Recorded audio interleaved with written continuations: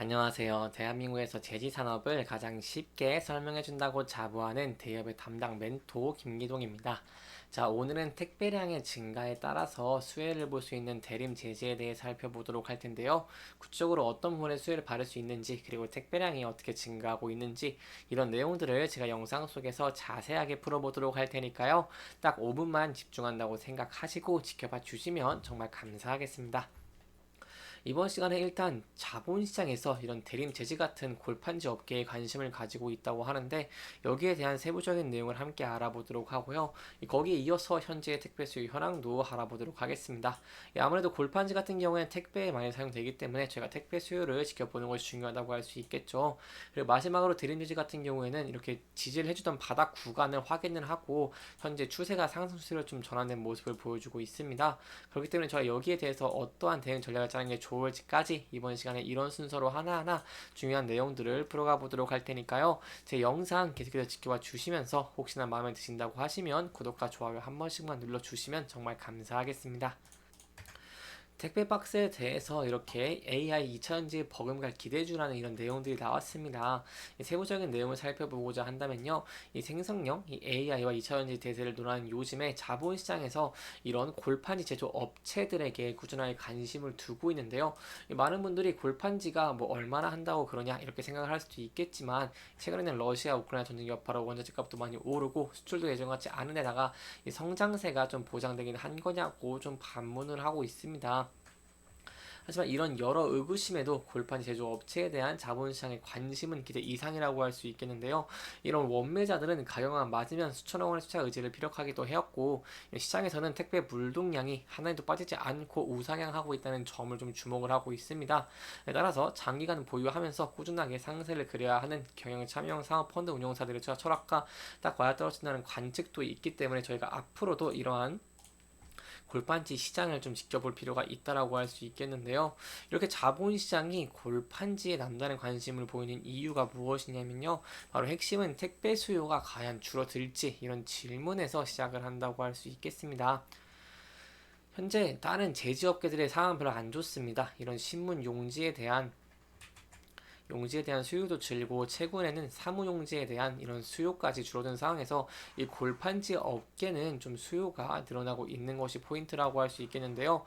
이 앞으로 택배 수요가 좀 늘어날 것으로 좀 보고 있고, 좀 줄어들지 단기적으로는 이렇게 뭐 인플레이션 전쟁 등 불확실성이 지속되면서 좀 줄어들 수 있습니다. 하지만 이 결국에는 안정적인 실적 성장, 그리고 택배 수요 증가에 따라서 큰 수혜를 볼 수 있겠다라고 볼 수 있겠죠.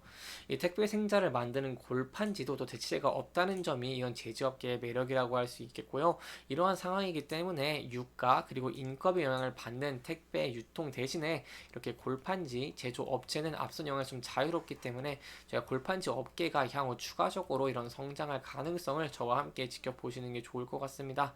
현재 상황 자체는 이런 인플레이션 정쟁 등 좀 불확실성이 지속되고 있지만, 저희가 앞으로 기대해 볼 수 있는 부분은 좀 인플레이션이 잡히면서 금리가 내려간다고 한다면 이러한 소비 심리가 개선될 가능성이 높습니다. 소비 심리가 개선이 되고 사람들이 자본이 축적되고 자본이 있다고 한다면 이런 택배에 대한 수요량은 당연히 증가를 할 것이기 때문에 여기에 따라서 이런 실적이 좋아질 수 있는 것도 기대를 해볼 수 있겠습니다. 이렇게 대림제지 같은 경우에는 실적도 20년부터 22년까지 굉장히 좋은 실적을 보였고요. 그리고 아직 23년 실적은 나오지 않은 모습을 보여주고 있지만 24년 실적 또한 저희가 함께 지켜보는 것이 중요할 것 같습니다. 하지만 골판지에 대해서는 또 중요한 내용들이 있으니까요. 이런 내용들도 제가 또 다음 시간에 자세하게 설명해 드리도록 하겠습니다. 이렇게 골판지에 대해 알아봤으니 제가 차트적인 부분도 간단하게 짚어보도록 하겠습니다. 이런 차트적인 부분을 본다고 한다면 대림제지 같은 경우에는 계속해서 저항 저점 라인인 7,600원대 이 부분대에서 주가가 지지를 받고 상승을 해주는 모습을 보여주고 있습니다. 그렇기 때문에 현재 저희가 이 하향 추세에서 좀 된 것으로 볼 수 있겠고요.